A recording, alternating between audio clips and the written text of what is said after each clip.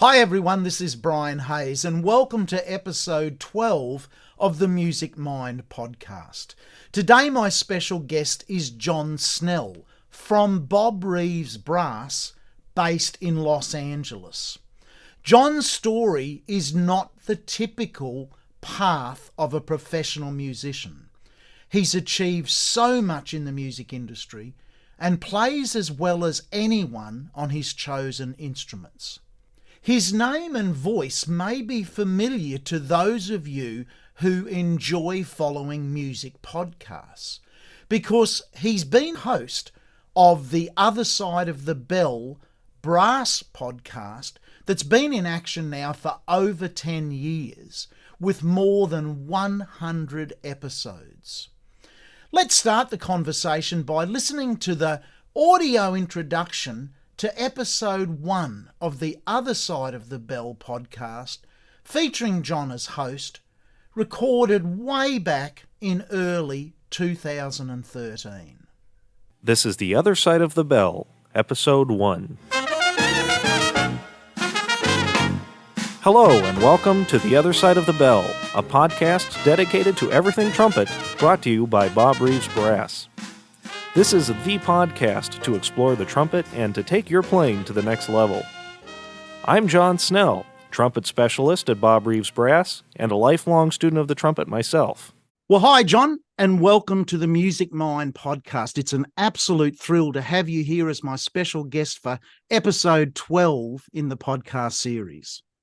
Well, it's an honor to be here, Brian. And I'll be honest, I'm a little nervous being on the other side of the questions. So I will do my best for you. It's my chance to interview the interviewer here. So our audience have just heard your introduction to episode 1 of the Bob Reeves Brass Other Side of the Bell podcast, which I think was recorded in April 2013. Is that correct? Over 10 years ago? Yes, I believe. Yeah, it was early. It was definitely early 2013 when I interviewed Paul, and it posted, I think, March or April. So it's been 10 years. Yeah, and I remember hearing that. I don't know how I come across it, but it blew me away for a number of reasons. One, that your first guest, you're based in Los Angeles, but your very first guest was a musician that I was aware of, certainly not a household name in Australia, but Paul Panici, a wonderful Australian-based trumpet player. And I just thought, wow, it got my interest because, I'm a 14-hour flight on the other side of the world from where you are. And I thought, of all the trumpet players in your hometown, it was amazing that Paul was your first guest. What's your memory of recording that? And I suppose the genesis of the podcast, how did it come about? Well, it's a wonderful question, and I'll do my best because it was 10 years ago, but some of those details I remember succinctly. First of all, the impetus for the podcast came from Bob Reeves, of Bob Reeves Brass fame. For those of you who don't know, we make trumpet mouthpieces, but our business is much more than just mouthpieces. It's consulting, and sometimes it's life advice. But one of the things that Bob loved to do was inspire young musicians. And, like many of us, as we get older, we say, young kids these days, they don't know what it takes to get to where a professional is. They just don't know the hard work. They see somebody like Doc Severinsen and think they were just born with a trumpet in their hands. So Bob had the idea to first do a book, interview players about how they went from first picking up an instrument, whether it's trumpet or whatever, to where they got in their role, either as a studio player or as an artist, recording artist or soloist or in an orchestra, things like that, and have a compilation so you could start seeing the trends of what players did to get to where they are today. Okay. And, I love to be devil's advocate. I said, well, Bob, that's a great idea. There's so many issues with putting a book together, the rights, the expense, printing, shipping, all of that stuff. And it just so happened at the time I was listening to a lot of podcasts, and I thought, what, why don't we just do that? Why don't we just flip on a microphone and have players talk about themselves, and we can broadcast it to the world for free. and thinking that we could hire someone or get a player to do it. And Bob's next words were, "Great, do it, John." Oh, wonderful. So I didn't really think that far in advance because I didn't grow up saying, "Hey, I'm going to be a podcast host." But Yeah. that's how it started. Wow. And if you listen through the years, every episode is a little different, but I really try to stay true to Bob's intent and spend time in the early years and the progress with each player. Instead of, like I said, sometimes we'll talk about tonguing, sometimes we'll talk about equipment, but I really try to make sure with every player we see that progression from beginner to where they got that spark of inspiration to then making it professionally. I mean, that's fantastic. So in essence, I suppose you were a somewhat reluctant host of the podcast in that you probably never thought you would be.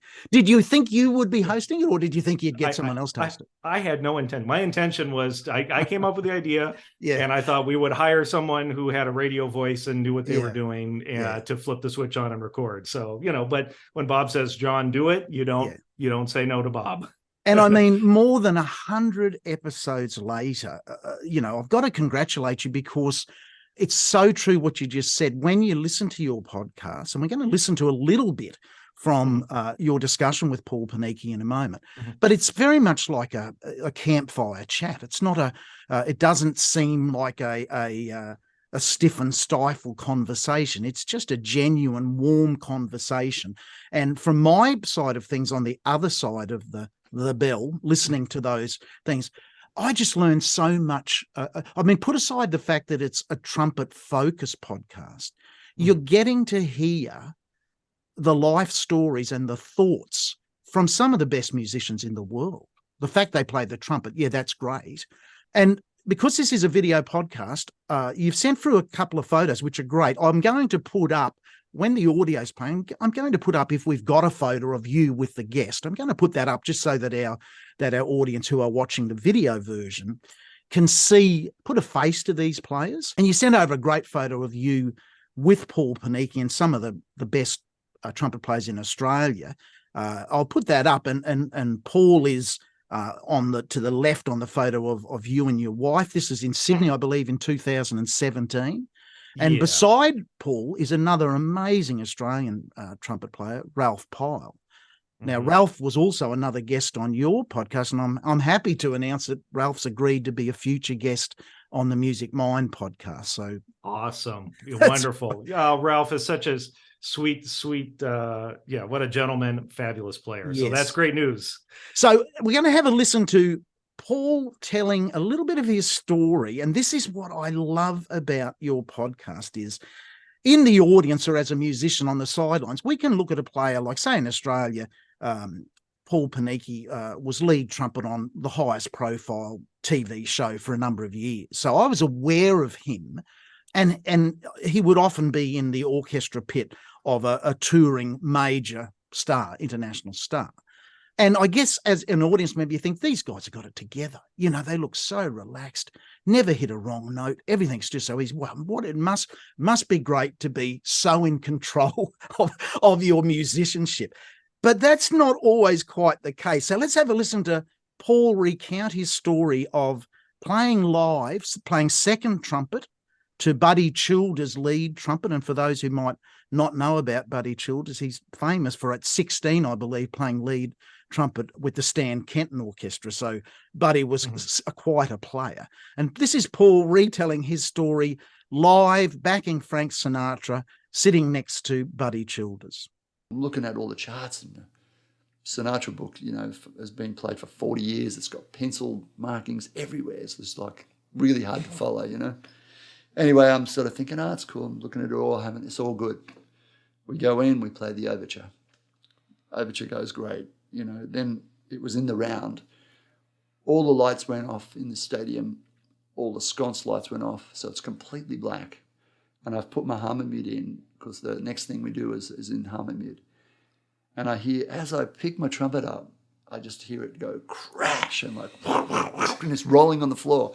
I'm like, so I'm on the floor trying to get it. And then I hear this 1, 2, and I'm thinking, so I get my harmonium and I whack it into the bell, and I'm cool. I'm up and we're playing the till ready thing, and it's it's like ba ba ba, and Buddy Childers is saying sharp, and I'm pulling out the tunes like harmonies are always sharp, ba ba sharp, pull out a bit more and think ba ba, then he stops and he goes F sharp, ba ba. So I played like 20 bars of F natural. So there we go. That's how you kicked off the tour. That was the start of it. Okay, John, so what a wonderful story from Paul and evidence that things don't always go to plan, even with the best players in the world. Right. In the introduction that our audience heard from episode 1, the very first thing you said after you announced the podcast and yourself was that you were a lifelong student of the trumpet, or are a lifelong student of the trumpet. How long have you been playing the trumpet, roughly?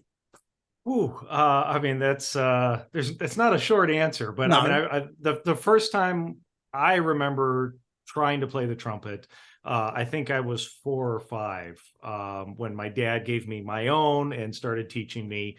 I mean, like the pictures you've shown, my dad gave me a piccolo trumpet to mess around on before I could probably even walk. Yes. So the first time was around 4 or 5. We didn't really work out well between having my dad, even as the best intentions he had for me. Yes. Every time he told me to do something at that age, it didn't work. I break down in tears. Okay. But then I really started again in earnest in 4th grade, here in the US, I guess that would put me around 10 years old or so. Okay. I played in the elementary school band and orchestra, and then didn't stop from there. My dad had learned, he got me trumpet lessons with his friends so they basically handed me off. Yeah. And it worked out well. Yeah. I just want to talk about your dad briefly for a moment. So Keith Snell, and here's an interesting fact, they talk about 6 degrees of separation. This is a 1986 beautiful saxophone duet book. And I think I mentioned to you, the penny dropped a turn on the back. There's a photo of this guy called Keith Snell and a little bit of a bio. And I thought, I wonder if that's a relation to John. And it is. And it's just, look, I hope Keith gets to watch this podcast, because that book is beautifully written. It's 1986. It's exquisitely written for the saxophone. I assume your dad never played the saxophone, or... not that he would admit to, I'm sure. He was a trumpet player, or is a trumpet player, through and through. And he has a wonderful story. And actually, by the time this episode posts, I will have posted an interview with him on the other side of the bell. We did a special Father's Day interview, which was very meaningful for both of us. But I growing up as a teenager, you don't really recognize what you have. And now as an adult, I really was the luckiest person in the world. One, to have a caring, supportive father and mother.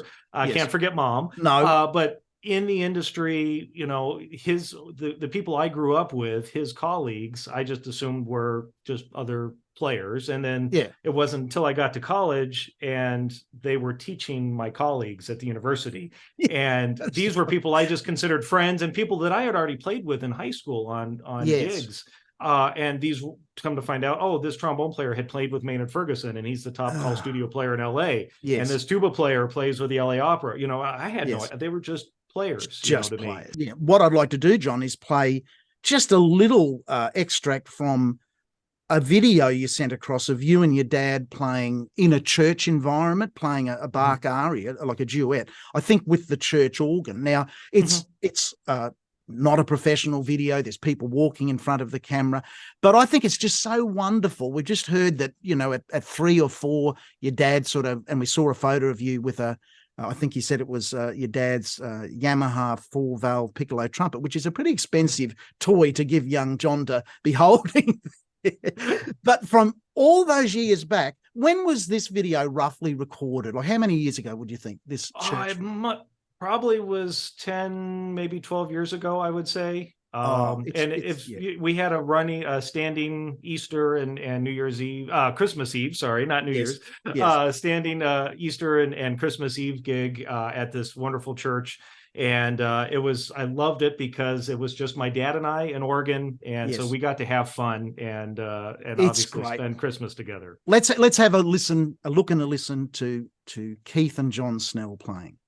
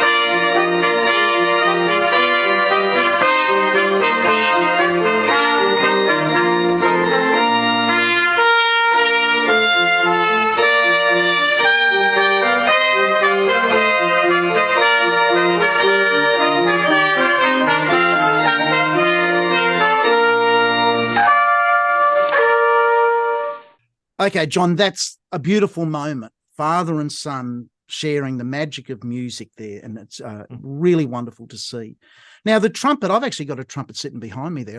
For $1 million, I couldn't play Three Blind Mice on it, but I love mucking around on it as a reminder that not everyone feels comfortable playing certain instruments. I'm a multi-instrumentalist, and over the years, I've picked the instruments I want to play, and I play some unusual instruments, and I largely find all of them relatively not easy to play, but I have an easy association with the instruments. And if I practice more, I can play those instruments better. But the trumpet's one of those instruments that you sort of either take to, or from what I see, lead a miserable life trying to work out how to play it.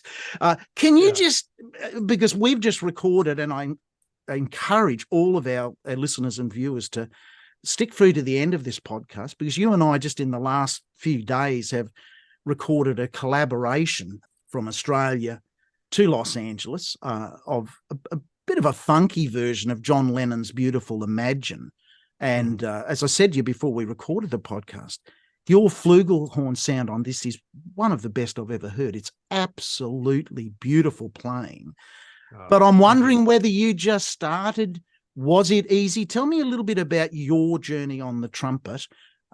Just tell me about that, a little bit about how did you find the trumpet? Well, I'll try to do the condensed version. Yes. And I mean, one of the things, and I have to spend a moment here to, again, honor and thank my dad for, I wouldn't be who I am today, both as a person and as a player, without him. Yes. And even though he wasn't, quote unquote, my trumpet teacher throughout middle school and high school, he would teach me through duets. And so I would have my trumpet lessons with, like I said, fabulous teachers. But then almost every day I would go out to a studio, and sometimes we would play for hours, and he would just put duet after duet after duet up. And we 99% of the time had no problems because I wasn't being taught by my dad, or so I thought. I was just playing duets with him. Yes. But things like sight reading and key signatures and syncopations and tonguing, he knew duets in and out in all of the books, and he knew what I needed to work on, and he would work those duets in so that, kind of behind the scenes, he was teaching me. And I mean, I'm going to cherish those memories forever. And so that's where I started, both with my teachers and then with my dad behind the scenes, teaching, playing duets with me. Yes. So I played professionally, I say through high school. My dad was hiring me for his quintet and brass ensemble gigs. I remember I got my first church job, not being hired by my dad, when I was in high school. And then when I got to college, I was working, 5 to 7 nights a week, either playing with Latin bands, jazz bands, my own groups, things like that.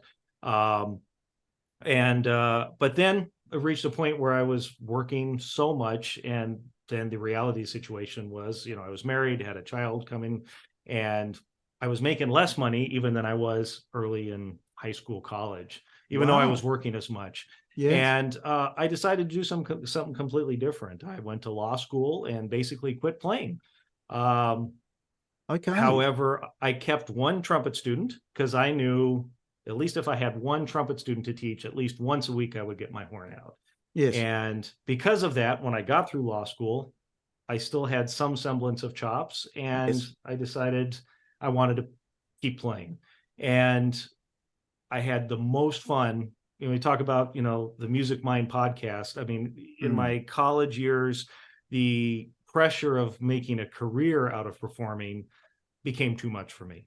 And I lost the joy. And I really hate saying this, but it's true. I lost the joy of showing up to a gig and getting my horn out and getting to make music.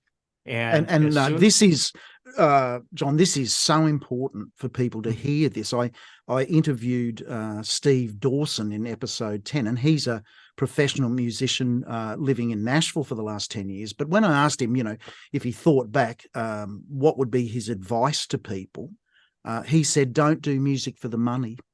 And I couldn't agree with him anymore. I think when making a living gets tagged to the music, so much of the love of music, not always, not for everyone, but so much of it can go out of the window. So you're saying this is all happening in Los Angeles? This was all in Los Angeles. I grew up in Burbank, which is just a suburb 15 minutes away from Los Angeles, and went to school. I really haven't gone far from home in terms of where I lived. But it's funny. I mean, I'm almost getting emotional just thinking about it now. Like, I remember the day when I started in law school and I got my horn out, and it was like being a kid again. Like I could make music. The pressure was off, and I could play whatever I wanted when you wanted. Yes, it was that shiny thing with 3 buttons that I could make noise on, and not the thing that was keeping the lights on at the house. And brilliant. And so my promise to myself was, whatever I did with the rest of my life, I was going to keep that joy and make music in whatever form I could, as long as it had that joy. So the legal career, you got your qualifications. Did you practice as a lawyer for a while or not? No. And everything happens for a reason. And, a lot of what I do is a good example of what not to do in your life. So, I went to law school thinking, well, that's the next best thing. And then when I actually learned what lawyers do, I probably should have done a little research ahead of time. Yes. It's like, it didn't really fit my personality. I'm not adversarial. I really like to argue, but not in an angry, in court sort of way. Yes. So I graduated from school. I passed the bar, to be certified as an attorney. And at that time, kind of in the middle of nowhere, Bob Reeves called me. I had worked there for years up until the point of law school, and he called me out of the blue and said, "Hey, John, I need some help. Would you be willing to come back?" And that's, here I am. That was it. And, I talked to my wife and I said, Bob offered to have me come back and manage the shop. And she said, "Look, as long as you can pay for your student loans, I don't care what you do." So she gave me the okay. And so long story short is I never really worked as an attorney. I actually, over COVID, started training, and I do some estate planning, so wills and trusts on the side, with all the extra time I have. But it was one of those things I figured, I have a useless music degree and a useless law degree.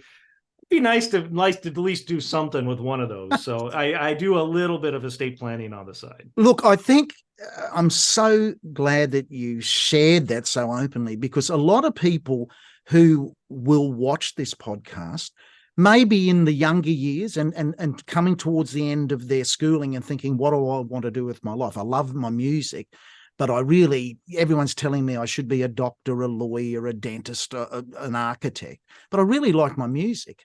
But there's a couple of things I just want to highlight there. You were honest enough to say, look, I'm playing 5, 6, 7 nights a week, but I'm barely able to put food on the table. So you're living in the city which in that time was absolutely, I think, the undisputed music city USA. I think nowadays it's sort of changed a little bit. A lot of the album type recording, if there is such a thing as an album, I think is happening more in Nashville. Obviously, there's still the film thing there. But a lot of people, and I know when I was a kid, I was listening to a lot of Los Angeles players, Tom Scott and the LA Express and that, thinking, geez, I wonder whether I'd like to move to Los Angeles and become a professional musician, not realizing me and 100 other thousand people were thinking the same thing at the same time. And that, he's standing in the queue of being one of so many great players. But I just want to take you back to physically playing the trumpet, because I'm sure a big part of what you do at Bob Reeves Brass is helping people who are just wrestling with the instrument. And I just want to go back to, you said, your dad secretly was sort of giving you amazing training. Hey, let's just play this, this is in F sharp major, but let's not be scared about it. Let's just play it, embouchure. And there's an embouchure for people who are not wind players is really another name for the face, the mouth and the face structure we do to play an instrument. It's obviously different for the flute and the bassoon and the trumpet and the sax. But one thing that fascinates me, and if I just use a couple of examples from your prior podcast interviews, if you think back to Phil Driscoll's approach and how and I don't know whether Phil still does this or whether Phil's still even alive. I'm not too sure, but Phil's still around. Phil's still around. But you'll recall he was saying he went from the strong arm tactics to really like this concept of a really tight embouchure, the static blow where the lips are very much squeezed together. If you contrast that to Greg Spence, the Australian player that you've had on a couple of times, well, Greg would have a heart attack, a stroke, and a major seizure at the thought of someone saying, mate, get your two lips, squeeze them as tight as you can and force the air through that. Like Greg's completely the opposite. Clark Terry on YouTube, the late, great Clark Terry, has a wonderful thing where he's sort of saying, fold your bottom lip under your top lip and practice buzzing bebop free lip buzzing. And again, I'm just thinking, hello, this is the equivalent of saying to a clarinet player, look, I play with the reed on my bottom lip, but if you want to, turn the mouthpiece around and have the reed on your top lip. It's that different. Yeah. How were you introduced to playing literally just put it on your face, blow and get those notes out? Or was there some discussion on, I suppose, developing an embouchure? Well, so that's a great question. And I think, all of your explanations point to what I kind of think today is there's no one right way to play the trumpet, and fortunately, I have a very thick skull, and so I feel like that's helped me in my role here at the shop, because I've had every problem there has been on trumpet, and through my series of teachers, they've all tried to get through to me, and I can't say one teacher actually got through to me better than the others. However, collectively, all of their ideas have started kind of combining into what works for me. So like Bill Bing, for example, he was my first teacher in junior high, and I went back and studied with him in college. He was a student of Jimmy Stamp. But not just that. He studied with Cat Arabic. He studied with Bobby Shue. I mean, he brought all kinds of ideas in. So I did mouthpiece buzzing and trying bending, like Stamp stuff. My next teacher was Bob Karen, who came out of, he was a Vacchiano student and then studied with Arnold Jacobs and came out of the Chicago School partly. So he taught me some of those things. And then Charlie Davis was my teacher in college for 4 years. And so obviously the Bill Adam approach, which I've had a number of William Adam students on the podcast. So the William Adam routine and variations on that, which is just getting your head in the sound and don't think about the embouchure at all. Don't think, other than low breath and relaxing, let the sound guide what your body wants to do, more of kind of a holistic thing. This is a perfect segue into an extract I want to play from your interview with Doc Severinsen. And I want to talk to you about Doc, because just so you know, I'm recording this in the original family home. My home studio is and 100 meters across the road when I was a kid was a fireman, a professional fireman, but an amateur alto sax player. who happened to have the loudest stereo I think I've ever heard. This is back in the era of the home stereo. And Yes. the record he would play on high repeat. I'm 6 years old, 7 years old. Doc Severinsen's Tempestuous Trumpet, the album, was blasting over there. And as a kid, I'm thinking, oh, I don't know what that is, but whoever's playing that lead instrument seems pretty good at it. Even as a kid, he seems there's no doubt. Seems to know what he's doing. And I remember on the first email I sent you back in 2013, because you invited people, look, future guests.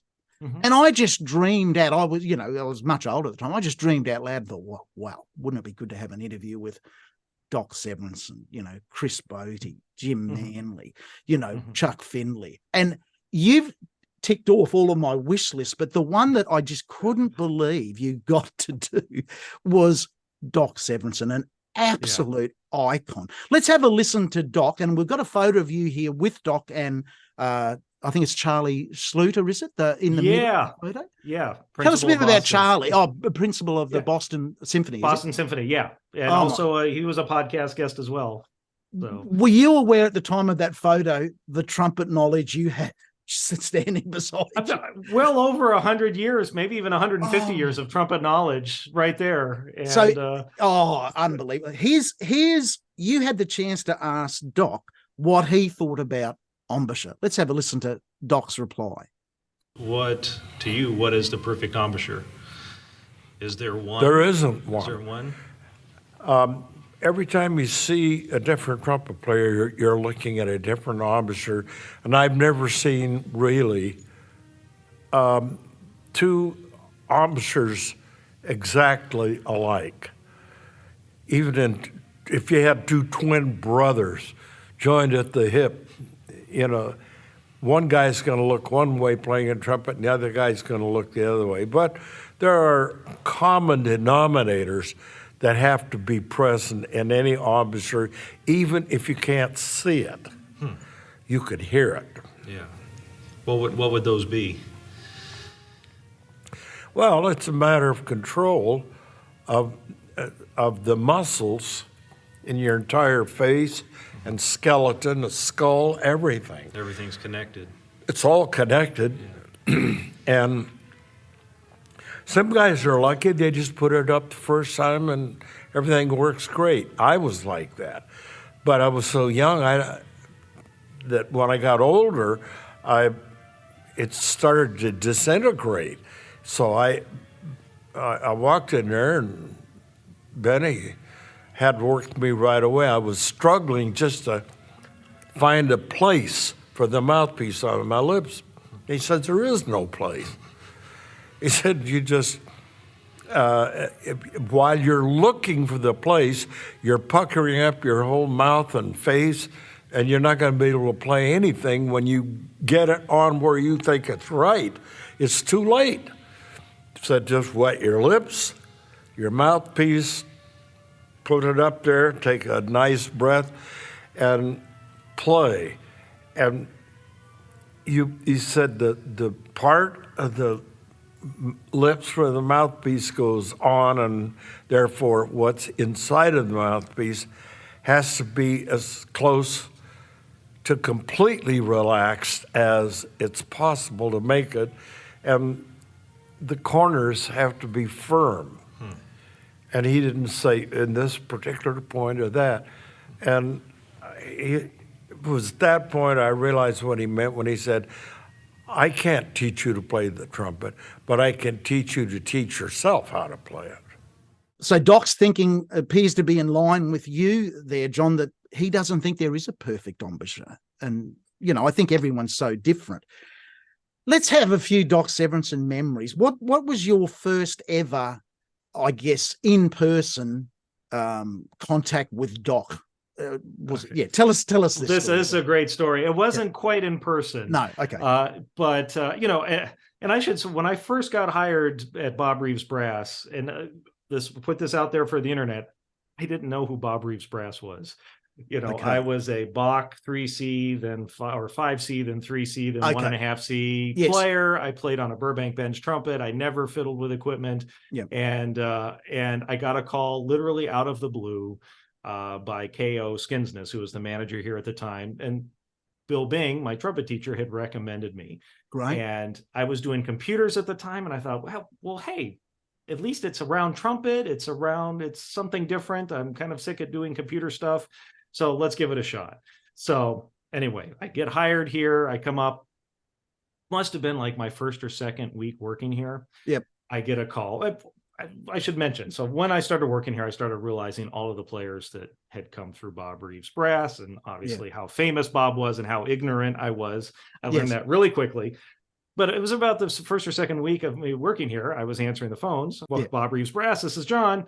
Hi, John, this is Doc Severinsen. And it was such like a good old boy voice. I was like, my dad is prank calling me. Like, this has got to be my dad. Yeah. And it's like the wheels were turning, and I could hear the breathing on the phone. And it's like, is my dad going to start laughing? And it's like, well, I don't want to get fired. I know Doc does stuff with Bob, so I should just put it through to Bob. And if it is my dad, then my dad will feel bad because here's Bob Reeves talking to my dad. Yes. And sure enough, it was actually Doc. And he started talking to Bob about pasta sauces and all kinds of crazy things that, because they've been colleagues and friends for 40 years. So that was my first brief introduction to Doc. Yes. But then I got to meet him through the years. Unfortunately, he had just moved out of LA at the time I started working here. So I didn't get to be here when he would come into the shop for work. However, I got to talk to him on the phone a lot. He would obviously get a lot of mouthpieces made through the years I worked here. And then every time we were at an ITG, he was generally at those. He would always come by, or we'd make a point to go out and see him. And he's the warmest, friendliest person. And what a fan of trumpet. I mean, he like eats, breathes, sleeps, bleeds trumpet. That's all. And I remember in the podcast interview you did with him, you made a point of saying that your father, and potentially the generation even before your father, how could you not be influenced by that majestic trumpet playing? Even over here in Australia, we only had black and white TV at the time, but I remember sitting up late, sitting up to midnight over here, and occasionally the Carson Tonight Show would be on. And I can remember, when I got interested in music, just marveling at, Doc out in front of that band. And I think you said it on the podcast that it's not easy to crack a G above high C at full volume at the end of the night with one hand and cutting off the band and not, right. But I want to share this moment from that same interview of yours with Doc, because this is really important. You see these musicians on video and you hear them on recording, and a bit like what we were saying with Paul Panici, you assume that everything they touch is, comes easy to them and they're super confident. But you got the chance to ask Doc, did he ever feel nervous? And let's have a listen to Doc's response to that great question. You've through your career have had a lot of high pressure performances, situations on TV and live. Did you ever get nervous? And if so, how did you deal with it? Always. Until one day, it kept getting more and more. No matter how much I practiced or how good I knew the piece I was going to play or anything else that you can use to describe the situation, I noticed I'm having a problem with stage fright, and it's no fun. What it is, it's a self-induced panic attack. And if anybody understands what a panic attack is, that's a serious piece of business. It will immobilize you. And I said, if I'm going to be immobilized and go out there, this is not good. And I was getting ready to do a thing in North Dakota at a college up there, anyway, there were 6,000 people in the audience, and they were all musicians. And I started getting really nervous. And it got to the point where I decided, if this is how it's going to be, I'm just not going to do this anymore. What's the sense of being this frightened? And that's what this is. I'm scared. I'm frightened. How in the hell are you going to go out and make music like that? And yet a lot of musicians do it, and pretty famous musicians. But I just decided for me, no, I'm not going to do that. So the minute I realized that, I said, well, what kind of a device am I going to use? Drugs? No, I've done that. Alcohol? No, I've really done that. Prayer? No, I've tried that too, and I'm still scared. So I just realized that if I'm going to go out there and enjoy myself, I've got to start by enjoying myself before I go out there and continue to enjoy myself. And if you constantly think, my God, if I make a mistake, they're going to think I'm bad, or get that out of your mind. I've practiced, I know the piece, I'm going to go out there and do it the best I can. And if it turns out great, fine. If it doesn't turn out great, that's fine too. I'll still be who I am. So that's a really revealing insight there to one of the best ever musicians who just happens to be an icon of the trumpet world, that it didn't always come easy to him. And he had to deal with nerves and those other sorts of negative thoughts that can creep into anyone. In your own playing, I mean, what's your experience with stage fright, or that feeling of maybe inadequacy at the task that you're being asked to do as a player? Yeah, and it's a huge issue. I mean, almost like the elephant in the room for a lot of musicians, and something that I think we should talk about more openly, and something that I try to address as much as possible on the podcast.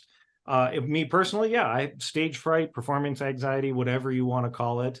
And the way I cope with it is exactly it. It's coping with it. It's never not going to be there, but it's accepting you have it, anticipating it, so it's not a surprise, as I get closer to this performance. Or when I recorded Imagine, that morning I was all fidgety, and I was like, why am I doing this? Oh, I have to record something I haven't done in years. I'm going to put this energy into the recording. Great. I'm going to reframe. I'm going to funnel that. I'm going to take control of that thing that I call anxiety or nervousness, and move it over here to a hopefully more energetic performance, and not shutting down. Not that that's easy to do. It's easy to say, but something that once you can start practicing doing that, and I got this from talking to my guests, how they would deal with it, and hearing somebody like Doc say, I still get nervous.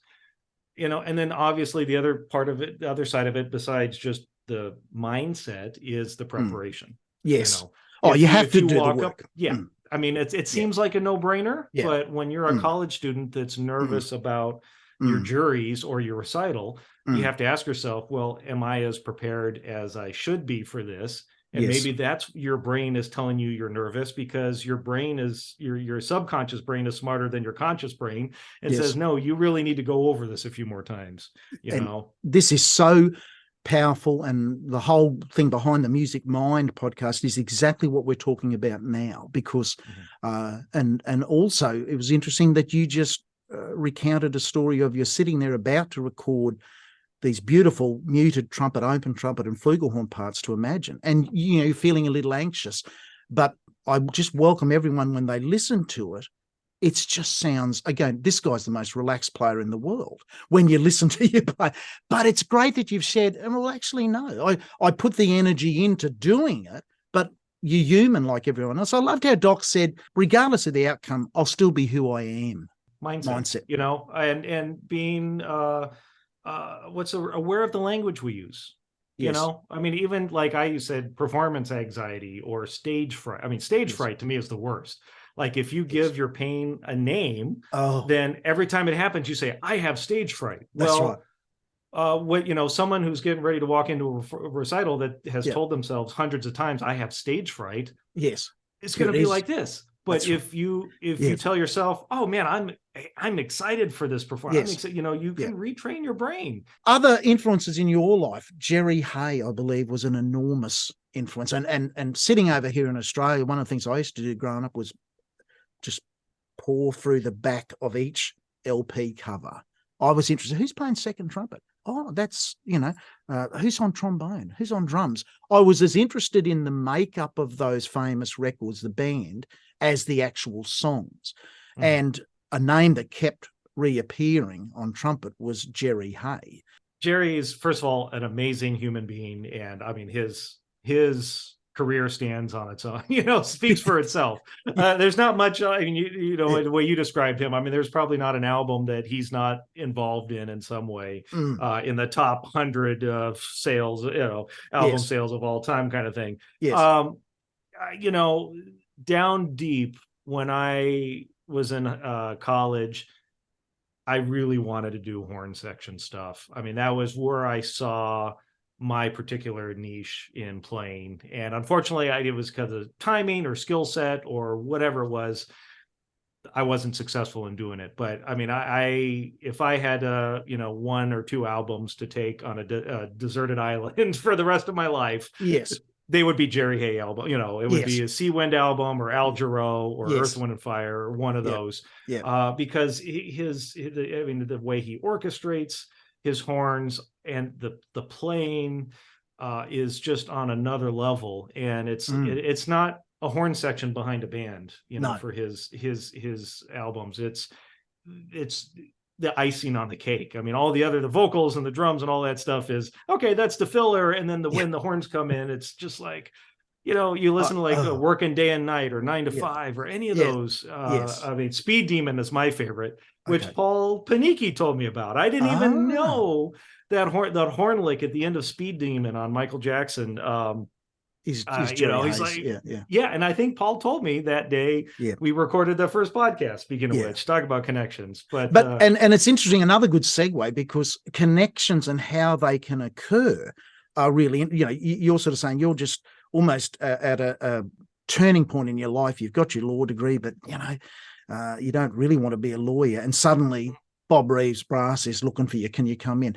Let's just have a little listen to an extract from your conversation with Jerry Hay on when he got a call from Quincy Jones. Quincy called up. We'd been here about 4 months, and Quincy Jones got my home number somehow, said, Jerry, this is Quincy Jones. He said, I want you to come in.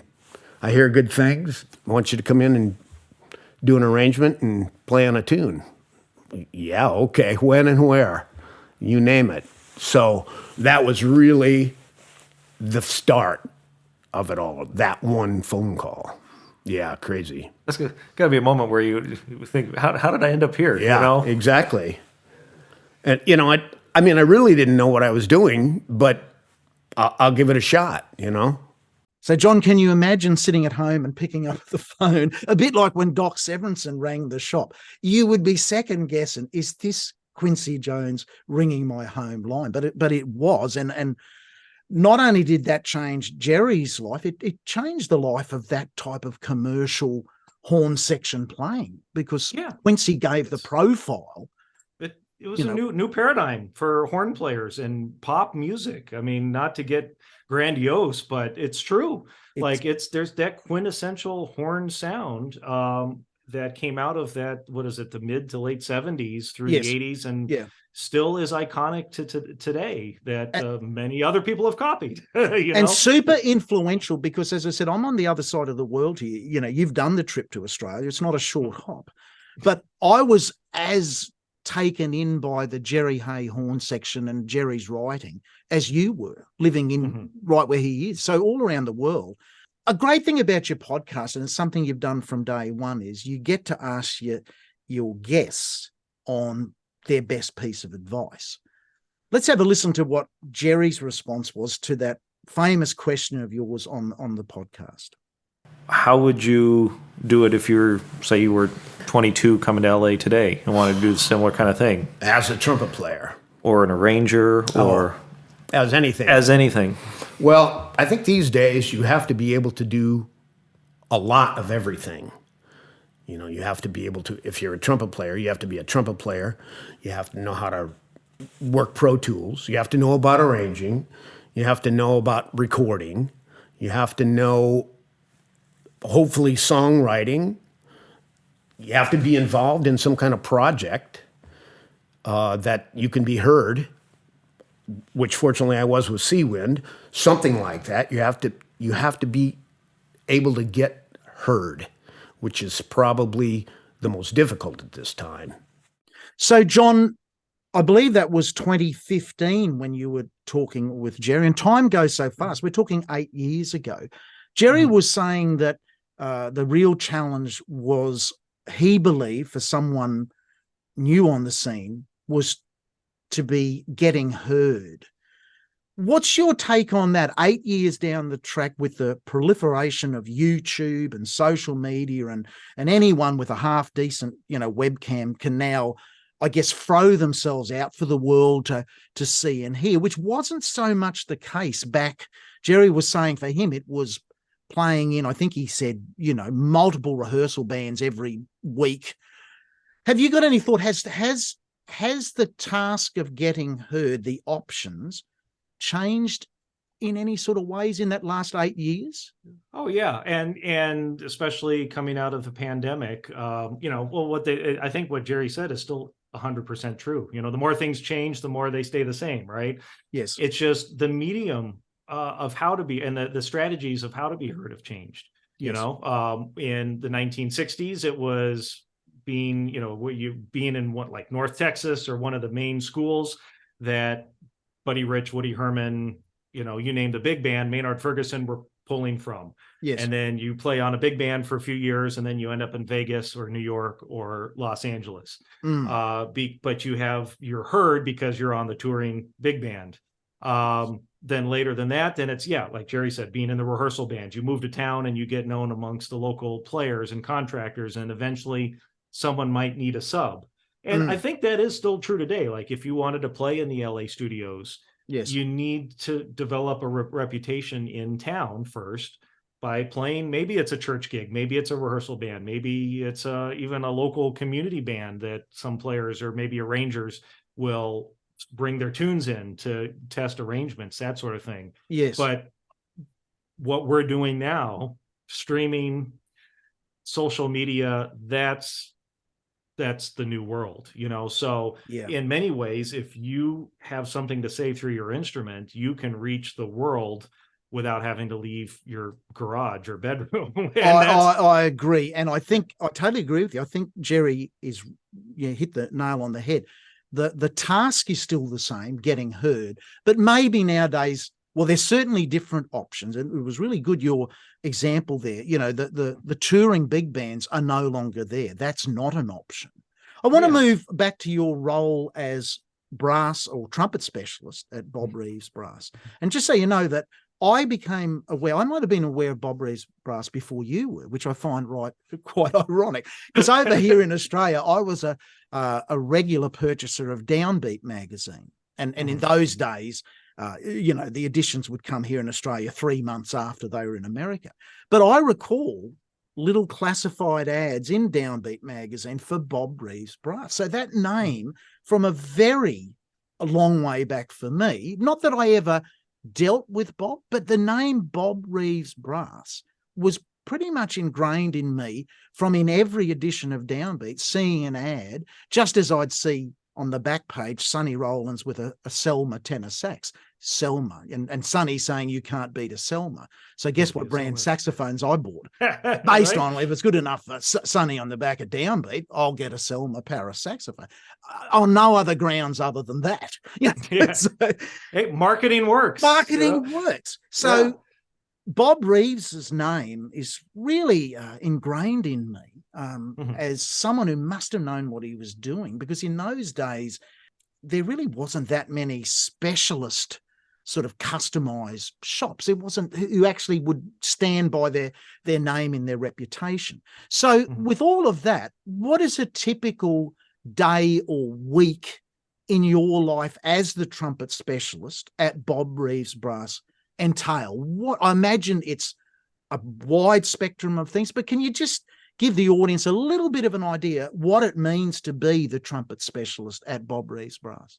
Ooh, well, so yeah, and like all of my answers, I'll do my best to be concise. Yes. And so I should mention, and in the beginning of my podcast, I list myself as a trumpet specialist.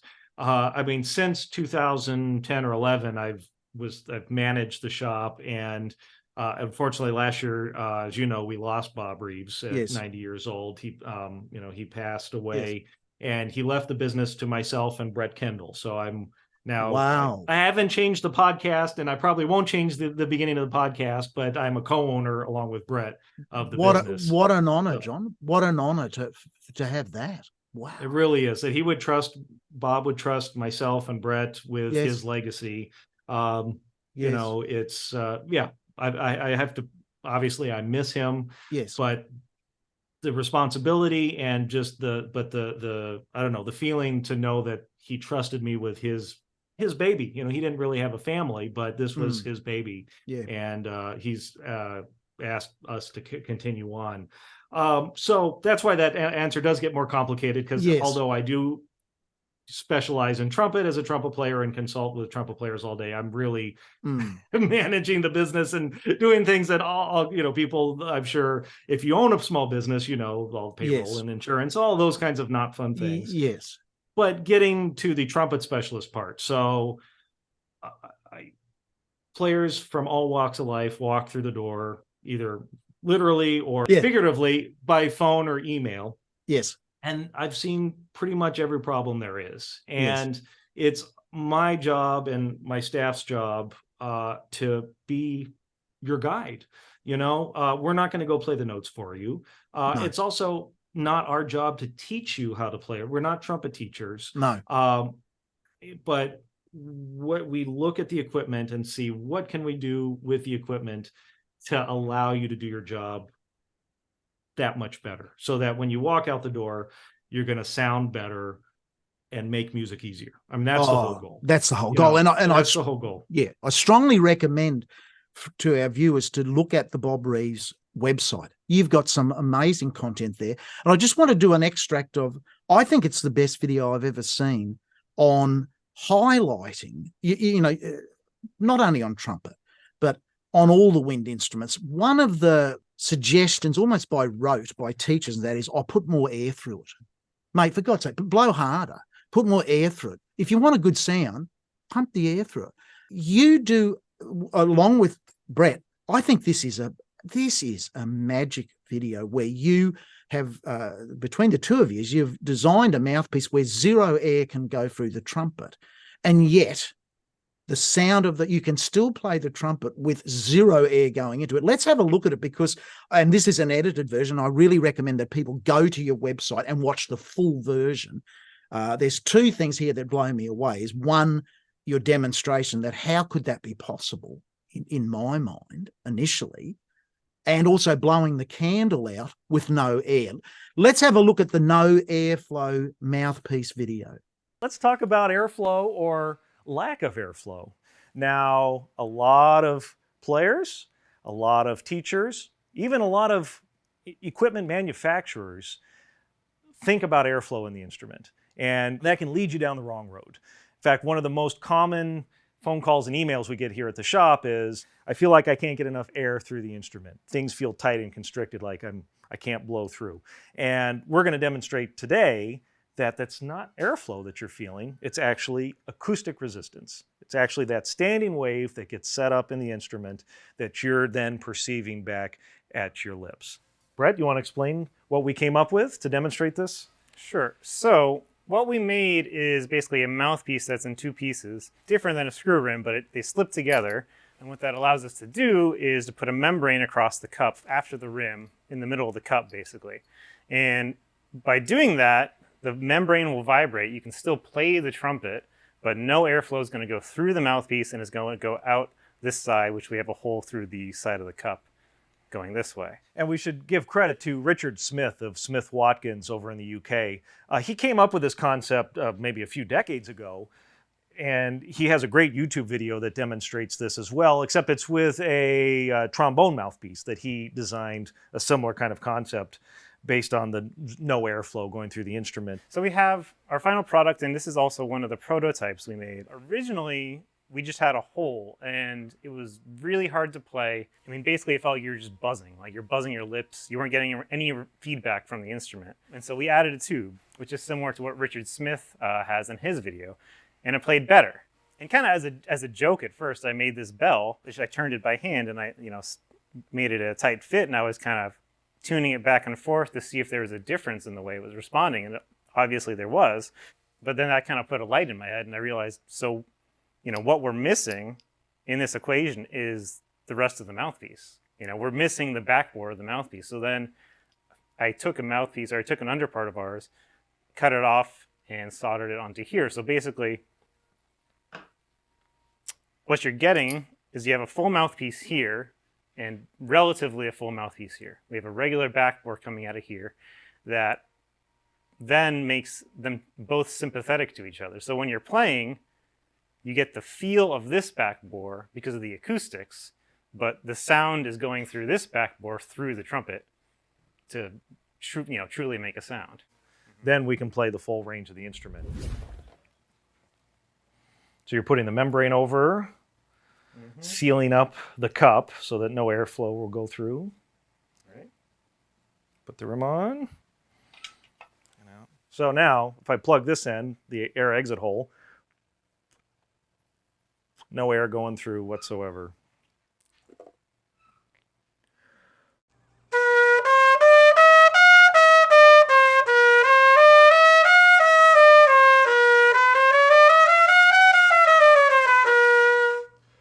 Okay, so another cool little trick we can do with this that demonstrates the energy that we're putting through the instrument. Again, we're not putting any airflow through. We can, if you were here with us, you could physically feel it with your hands.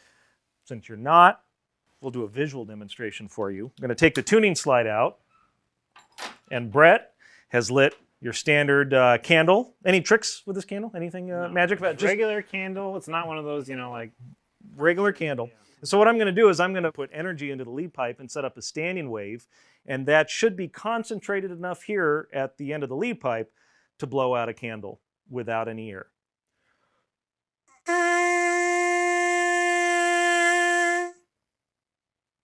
So, John, that for me was a coffee moment because I guess in my own playing, not trumpet, but on my instruments, as I've got older, I also have looked for a way to work less hard to play my instruments. And in doing it, in my case, I've went to lighter reeds so that I don't feel that I'm fighting the instrument.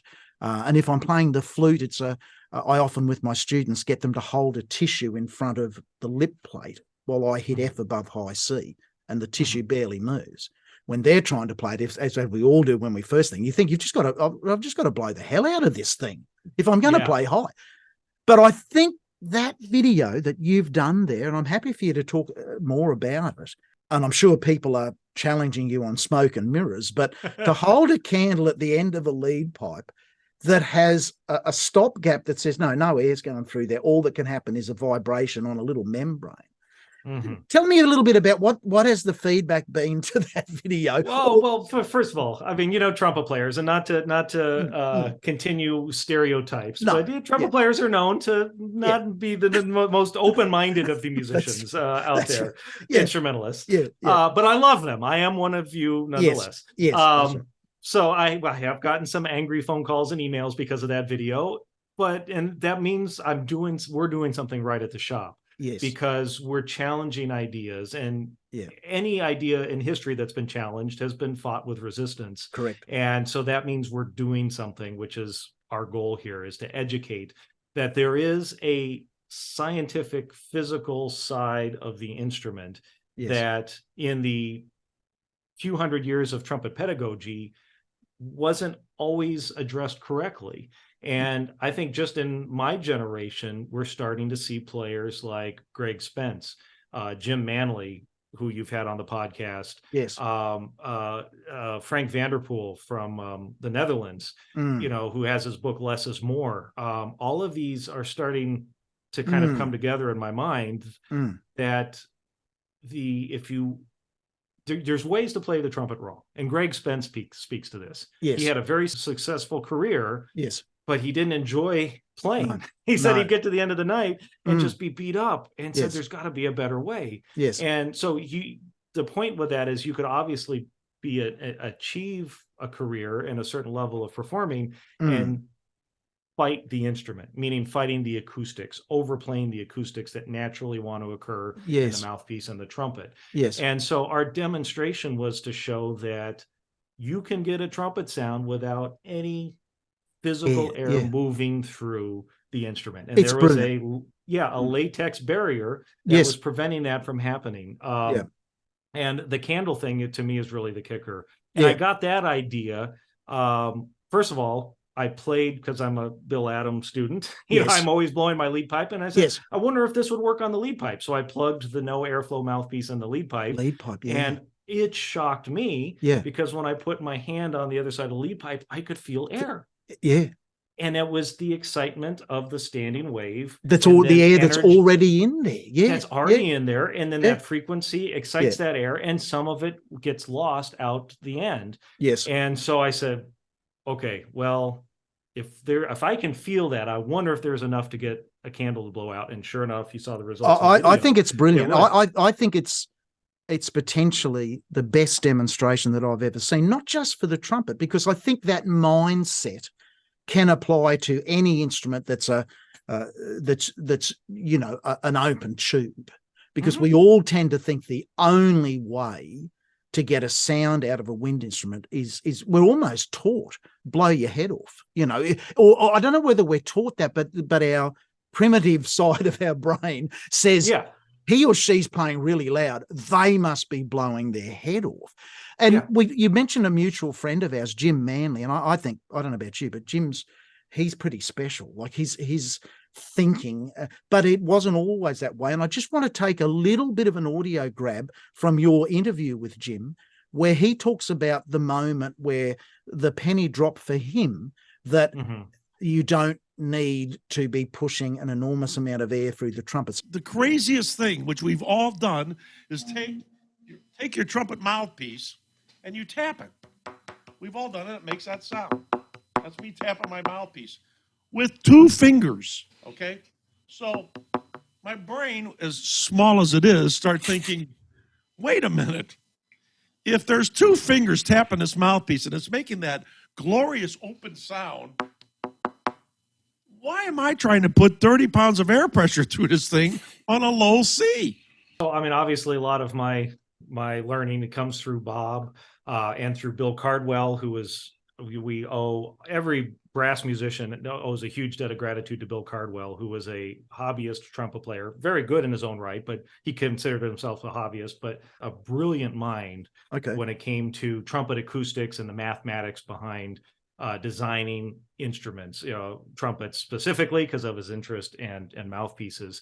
And I think what Bob, it's oversimplified for the video and for the customer, which is a lot of what we do. Yes. But yeah, I mean, if you look at the wavelengths of any particular frequency, and in the trumpet range, yes, somewhere around a high C, and we could look up the exact wavelength of each frequency. But for a trumpet player's mind, around high C is where the mouthpiece tends to start taking more control, and players, it's all about the story we tell ourselves. And some players think that it all comes down to the mouthpiece or it all comes down to the horn. And really it's a relationship between the two. And, whatever the exact percentage is in the low register and middle register, it's not 50-50 mouthpiece and horn. No. It's going to be 70-30 or 90-10 horn to mouthpiece. But then as you get closer and closer to high C and pass, then the mouthpiece is going to have, does that mean the horn's irrelevant? No. It just means we need to think more about the choices. And you look at the great lead players in history, they tend to be a little bit more picky about the mouthpieces because their jobs depend on playing up in the stratosphere. Yes. Whereas an orchestral player, not that they don't worry about equipment, Mm. has to play 99% of their job from low C to high C, and they just need something big and, big orchestral sound. And this goes back to what I was talking about, the language we use. And if we talk about, well, you need to put more air in or less air in, you get into those over supporting or under supporting because you're thinking about air. But if you think about energy, the body does something different, and it's not necessarily just volume of air going in the horn, but it's like, okay, there's an intensity or an energy putting into the horn.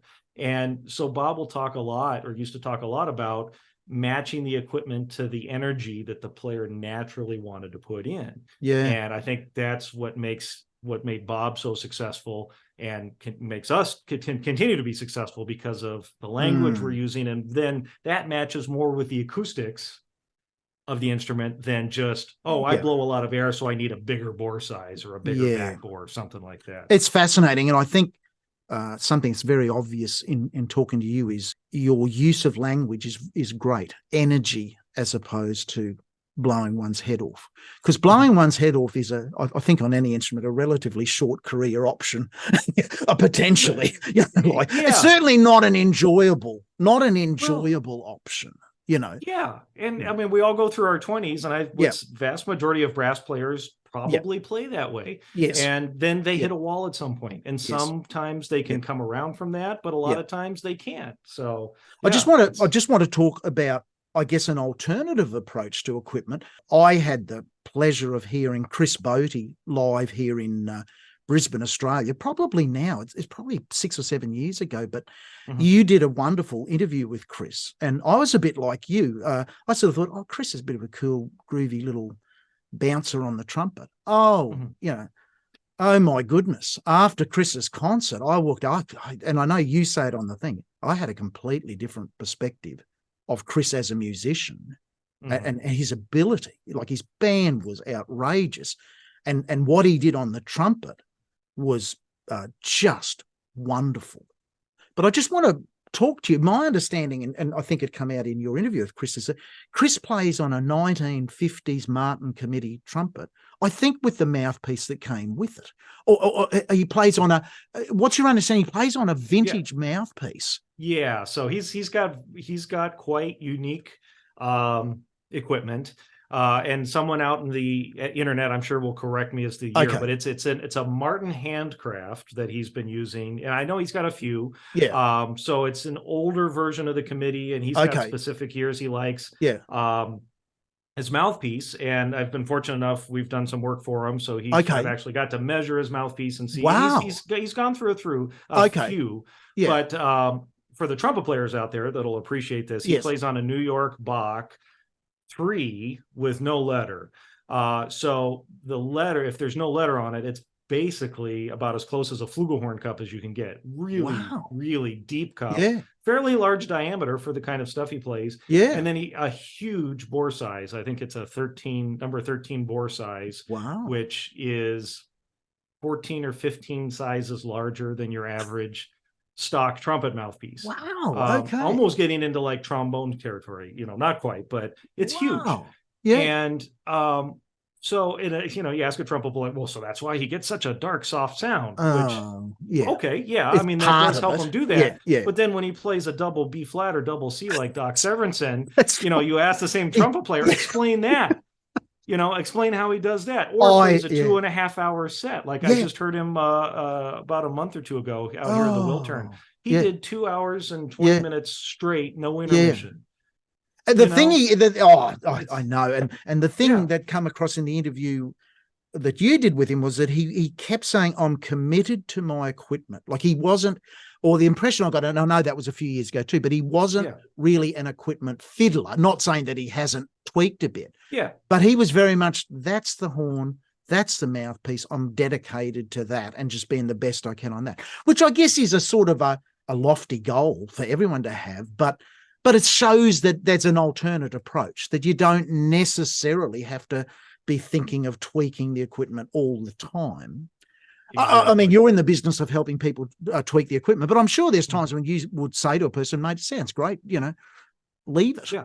go home. Go home. Yeah. And that's the You sound best great. advice. Yeah, you sound Yeah. great, you know. Yeah. Well, it kind of points to a bigger discussion where, so on one side of the spectrum, you have Doc Severinsen, who he has famously, I mean, he's kept not just us in business, but Yeah. probably several other mouthpiece manufacturers in the country and probably in the world in business. Yes. And he gets the job done. Yes. Every single night. And he treats his mouthpieces like a tool, like a surgeon does with the different.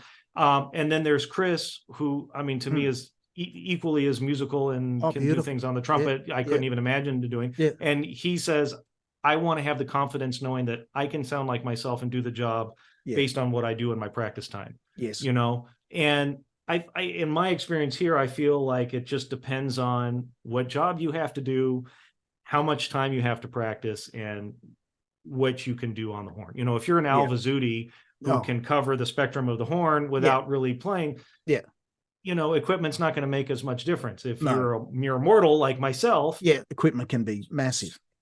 It can take you from, you know, on the driving range playing golf, it could add another 20 or 50 or 100 yards just because something matches me better with the way I play. And I think that's a beautiful way of looking at it. Let's listen to Chris talk about, from your interview with him, the process of making records. And it really is cool. And Miles's trumpet is just, there's all this space on the record, and they didn't just do it by accident. They thought about that stuff. And that is why, I mean, Mom and Pop at home aren't thinking like, gee, honey, on the F minor chord, he really played a nice pentatonic. God, they're not doing that. They think the sound of the record sounds beautiful. And that same person isn't rushing out to buy Live at the Plug Nickel, because that record is just the facts, man. They're just, you know, going crazy. So the records that people care about, that sonically feel beautiful and the phrasing is great and they put some thought into it, is what I try to emulate and do. Like my Impressions record, I've thought a lot about it, and we put a hell of a lot of work into, like, you know, what kind of microphones, the placement, the reverb chambers, like how everything feels, the recording of the orchestra, so it in totality has this fabric to it. John, just one other player that you got the opportunity to interview, and of course you've done more than 100, but another player that I had a recognition of from a young age here, from the back of record covers, along with Jerry Hay, there was often Chuck Findley on all different types of records. And in fact, we'll just have a listen now from your interview with Chuck, where you actually asked him, you know, do you have any idea of how many sessions you played on? Let's have a listen to Chuck's response to that. What's different about the sound? I think it's a little warmer than my clicker. My clicker, it's brilliant, man. That thing will just, boy, it's been on more records than any trumpet in history. That trumpet, it really has. Yeah. It's been on more records than any trumpet. Have you ever counted? Well, it's thousands. I did 3 a day for 20 years. I don't know, 5 days a week. Did you ever hear something and not know that you were on it? Yes, many times. And Celie, my wife, says, "Hey, honey, that's you." And I said, "Oh, really? You sure?" She said, "Yeah, I'm sure." Okay, well, I've done a bit of a calculation after Chuck said he played on 3 sessions 5 days a week for 20 years. That's over 15,000 sessions that Chuck and his Colicchio trumpet played on. You've lived in Los Angeles. What's your recollection of that era, that session era where so much was happening? Were you aware that this was all going on, or was it largely hidden men's business in studios that the average resident didn't know was going on? Good. Yeah, the great question. And I mean, my recollection is partly because of my age. You know, I was born in the late 70s. So the roaring 60s and 70s, yes, I wasn't around with, although Bob told me a lot about that era. And that's, I think one of the reasons why Bob Reeves Brass exists is because he was in the right place at the right time. Yes. It was insane. The amount of work, what Bob told me is the average trumpet player could work full time in LA, meaning you Oh. didn't even have to be in the top few percent in terms of technique and music. There was so much work, so many live bands, Yes. so much radio jingles, which jingles for those of you who aren't aware are little 30-second commercials that you Yes. would go in and all union work. And then the movies, like every studio, Fox, Paramount, Sony, Universal, they all had their own staff orchestras that were Yes. just recording all day. Yeah. And then players would be going there and then they'd go play in a big band that night. And so Chuck would just be doing stuff all the time. It started tapering in the 80s, partly because of electronic instruments. There was also a famous Hollywood strike Yes. that changed the whole power structure and all of that. But obviously, so that lessened or made the pie smaller in terms of recording. But even then, like I remember my dad's friends in the 90s. So when I was in high school, still going from studio to studio. They'd have a cartoon, they do a movie score, and then they'd go to Warner Brothers and do one of the cartoons, and then they would perform in the evening, or Frank Sinatra album or Barbra Streisand album or something in the evening, things like that. Yeah. Unfortunately, it's not like that today, but there's still work. There's still tons of work. Still movies being made. Video games is huge now, Yes. which was not a thing in Chuck's time in the 60s, 70s, 80s. As always, you gave Chuck the opportunity of providing his best piece of advice, and I thought Chuck's response was brilliant. Now, I always end with the same question. If you could give one piece of advice to the trumpet players listening, your best piece of advice, and it could be about anything, business, trumpet playing, whatever you want to leave out there for our listeners. Well, you know what? I always tell, when I go to colleges and I do a workshop and a concert with them, I always tell them that don't be discouraged about the business, because there's always room for a great player and a great musician. Okay, John, what projects are you working on at the moment? What sort of exciting projects are in the near future there at Bob Reeves Brass? Can you let out, without letting any trade secrets out? Can you tell us what you're focused on, I suppose? We have a lot going on, and thank you for the question. Actually, shortly after I'm recording this, we're going off to Japan, resuming our annual residency over there in Tokyo. And it was a place that Bob Reeves kind of called a second home. Starting in around 2010, 2011, we would go there for a week, sometimes 2 weeks, to consult with players over there, do valve alignments and that sort of thing. We're always hitting the road, doing the William Adam Trumpet Festival, things like that. Even with the internet, even with the podcast, nothing beats face-to-face time with people. So we try to spend a good part of the time traveling. We have other podcasts now besides the trumpet one, and since you have a broad listener base of different instrumentalists, yes, we have The Other Side of the Bell, which moved from a monthly podcast to now we're going to do 2 episodes a month. Right. There's that many trumpet players out there. A couple of years ago, I started the Trombone Corner with my good friend Noah Gladstone. So we were up to around 15 or 16 episodes of the Trombone Corner podcast. And starting this month will be the Horn Signal. So I'm starting a French horn podcast with my friend Preston Shepard, who, by the way, has been behind the scenes, our audio engineer for our 100 and some odd other episodes. So now he's stepping in front of the mic and is going to help me interview horn players, because he's in his own right is a fabulous horn player. Fantastic. And then new mouthpiece models. We have all kinds of things that we're working on for the horn.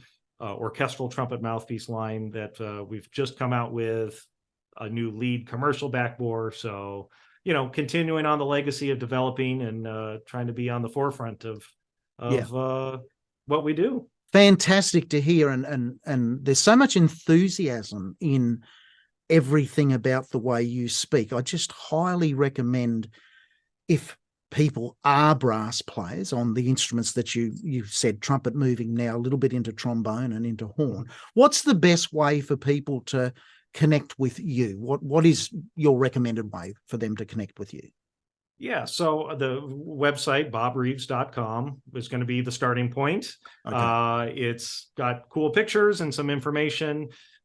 Social media, we're on Instagram, Twitter, Facebook, TikTok, and YouTube. as you've played some of our videos, Yes. parts of them. Yes. All of those were under Bob Reeves Brass. So, you can type those in and follow us, subscribe, all the things you're supposed to do these days. Yes. And we try to be everywhere all the time. Whether we're as successful as I want to be about that, that's a different story. But part of what we do is not just selling mouthpieces, not even just consulting. Part of what we do, and as evidenced by the podcast, is the goodwill for the community and informing, learning about acoustics, learning about, ways that you can improve playing through your equipment, things to think about. And so take advantage of that and, enjoy it as much as you can. And I should also mention, since you've given me the platform here, on our YouTube channel, I do live Q&As with many of our past podcast guests. Yes. So they're archived up there. So if you heard Jerry Hayes' interview and then you want to hear how I've interacted with him with some of the comments from people that are viewing live, you can view that on our YouTube channel. And if you might even be able to take part in one, because what I do is I'll stream with a guest and read the comments that are coming in on YouTube, and you can ask your question to Jerry Hay or whoever else I happen to have, Eric Miyashiro, Charlie Davis, all the folks. I think speaking with Chris Botti is going to do one in the future here. So I try to do that because, look, I mean, the podcasts are great, but if you have a burning question that I don't think about, you will have the opportunity if you join one of our live streams. So those also are available. Fantastic. Yeah. And I noticed on your website, I think you still have it where you offer a free consultation. People can just connect with you, and if they've got a mouthpiece question, any kind of question. Any I get kind all of kinds of questions. Any kind of question. Yeah. Ask me about coffee or no. Yeah. So yeah, I mean, if you want to come in, our consultations are always free. And if it's a simple question or you want to come into the shop, if you're here in LA, we'll give you a shop tour. And if you want to try things, you give us a call or send us an email. But if you want to sit down, virtually speaking, with Brett or I for a half an hour and really go through your equipment, we have a link on our homepage that you can click and find a time, and we will set aside that time to any questions you have, hopefully trumpet related or trombone related. Fantastic. We will go through with you. Fantastic, John. Well, this is it's been a wonderful opportunity, and I'm really looking forward to asking you this final question, because I get to ask you a little different than what you asked. But if you could time travel back to when you first got serious in music, so not the little 3 or 4 year old playing with your dad's piccolo trumpet, but like you said, maybe towards your school career, when you started thinking about music, if you could time travel back and give your younger self your best piece of advice on music making, what would, with everything you've done and the different directions you've turned, what would you say to little John, who's sitting there thinking, maybe thinking of a life in music? What's your best piece of advice you'd give yourself? Ooh. I should have been ready for this. Well, it's my chance to turn it on you. But this now I know how my guest feels. Yeah. What do you think? What do you think you'd say? Because you've had such an interesting path. It's not the normal path of, I know I want to be a professional trumpet player and I'll just barge my way through and that's what I'm going to do. I think it's a wonderful story, your life, that will relate to an enormous percentage of people who aren't quite sure what direction they should take. What would you tell your younger self? Yeah, I would say find the joy in what you do, and career or whatever can always come. And with the clients and my friends, I've seen that it is possible to have joy in music, enjoying playing your instrument, and turn that into a successful career. But the joy has to be number one. And that's, my life has been a roller coaster of ups and downs, like everyone's is. And the times that I've put my trumpet away, the thing that's missing has always been the joy. And so as long as you can keep that and persevere, you'll be able to do whatever you want with your instrument, whether it is playing in the studios, whether it is playing in front of 100,000 people in Wembley Stadium, or whether it's playing choice spring along with an Aebersoll in your studio Oh. with a Aebersoll. And some of my favorite customers here at the shop are players just like that. And to me, we're all musicians. Yes. And it's got to come down to that. It's got to come down to the music, and everything else is just noise. Beautiful advice and really positive advice, encouraging advice. One final twist. You're there talking to that same young John. Mm-hmm. What's your best advice on life? You've lived it, and it's taken you in different directions.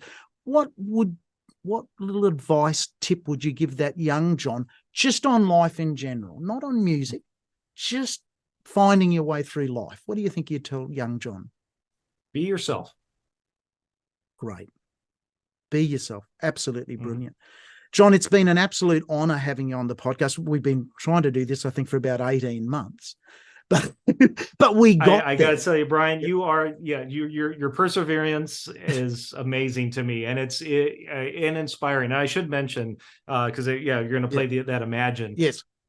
For the folks, the behind the scenes, you had asked me to do something, and I was going to come up with, I think, like Scarborough Fair or something. Yes. And something you said about how it's music is a conversation. Like, because I was at a point in my playing where I wasn't really practicing, I wasn't really playing coming out of COVID, and I was scared of the blank page, like to come up with something. Yes. And instead of just dropping me or ghosting me, you would check in every couple of months, and then you said, I've got this great track of Imagine, and here it is. And you sent me your playing over the track, your soprano playing. And I heard that, and it's like, boom.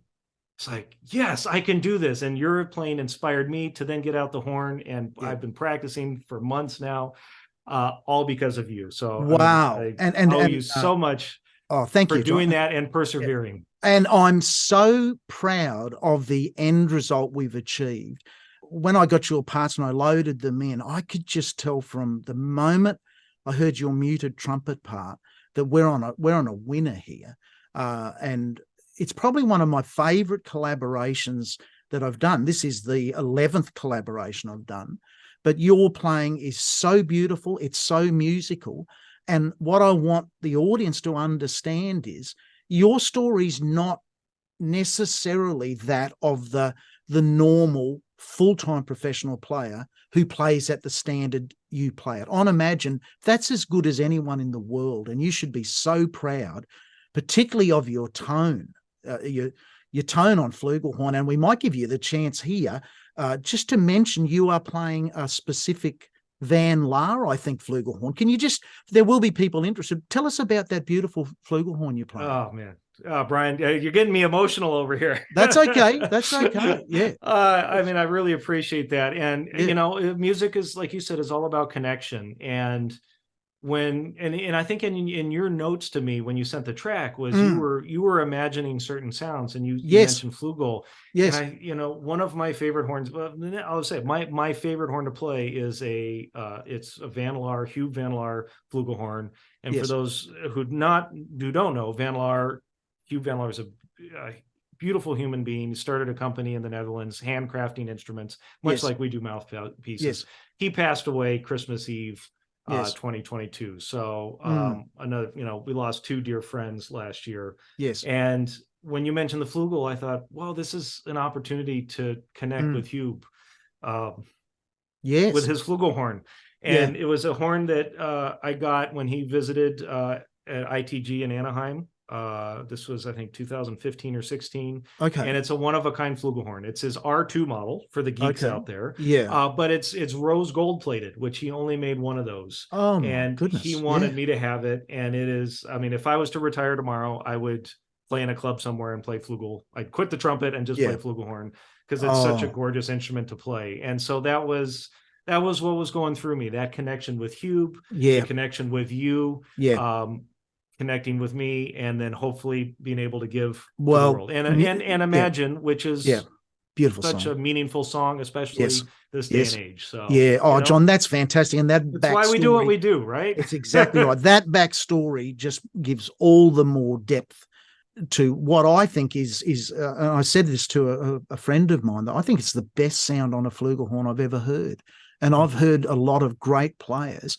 But I know it's not just the instrument, but I think you've answered my question. It's the connection you felt with the instrument maker. It's beautiful play. Thanks so much, John. We'll keep in touch, and we'll let our audience go out with our collaboration on John Lennon's Beautiful Imagine, featuring you on muted trumpet, open trumpet, and that beautiful flugelhorn, and me on the soprano sax. Bye for now. Thank you, Brian.